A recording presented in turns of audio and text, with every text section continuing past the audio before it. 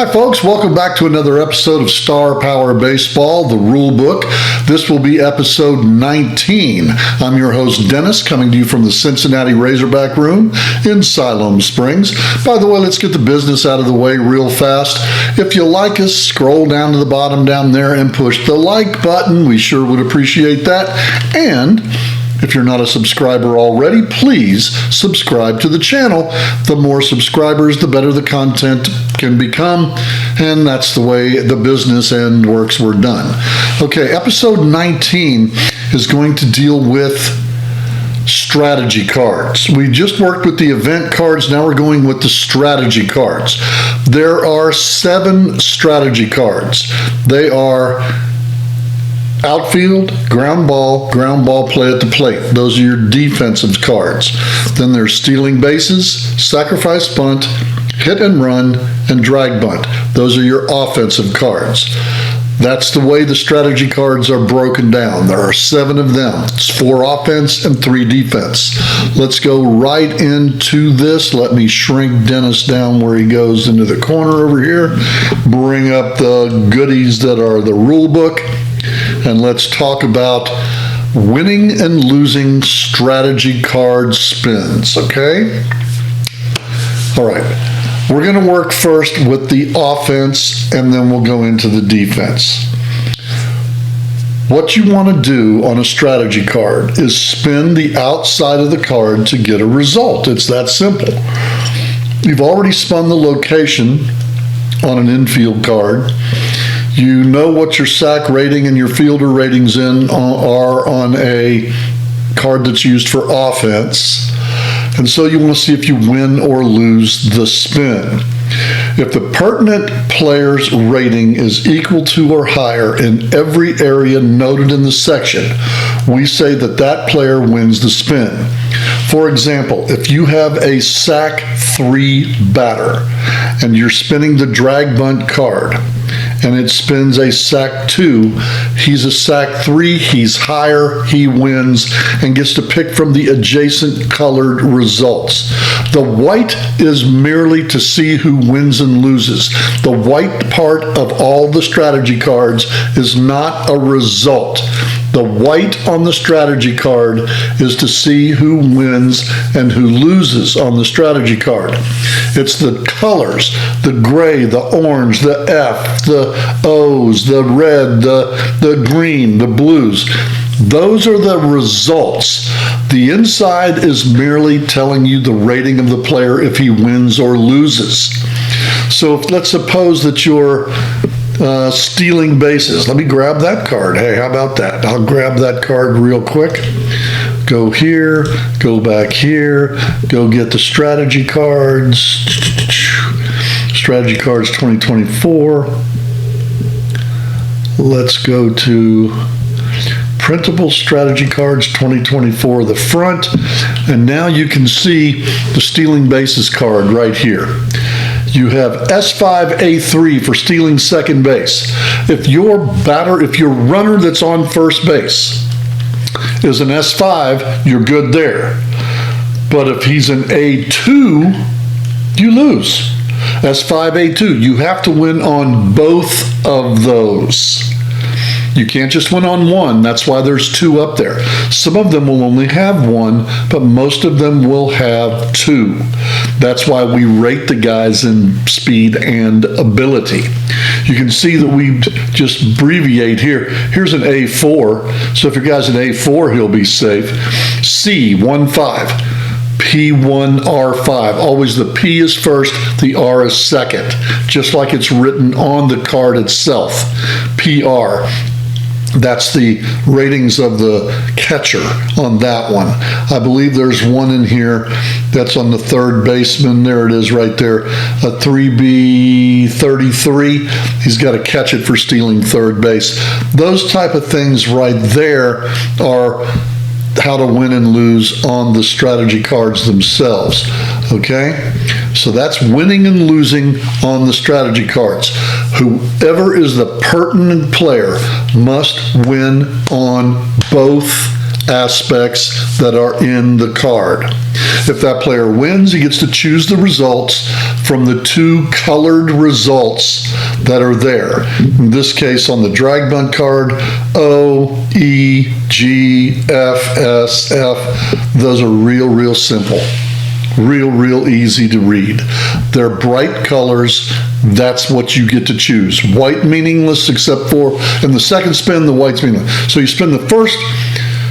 On the Drag Bunt, you have to spin, and we'll get into the Drag Bunt later on. But right now we're talking about winning and losing the spin.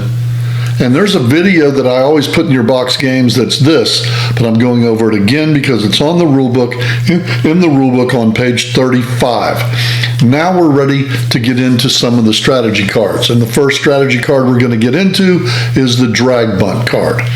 One of the things that Star Power Baseball does that none of the other games do, not a one of the other games, gives you the ability to have your player, batter, take the pitcher out of the game. Star Power Baseball does that. So these real powerful pitchers, my guy might lay a bunt down.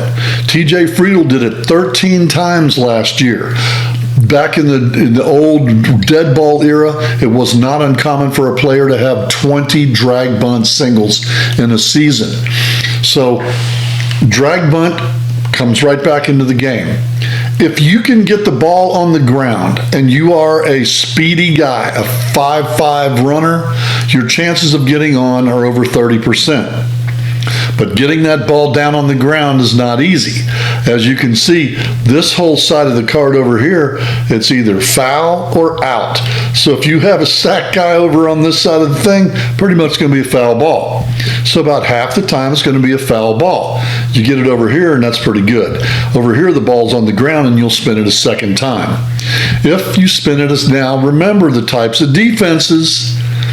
If I bring the third baseman in, if I don't bring the third baseman in, all that, and we'll get into that when we go into setting the defense. But I'll tell you, on the Drag Bunt card, if the guy who the ball is hit to is not moved in, excluding second and short, if the ball is hit to the third baseman and he is not moved in, the offense gets to choose, the batter runner gets to choose between the 2 results.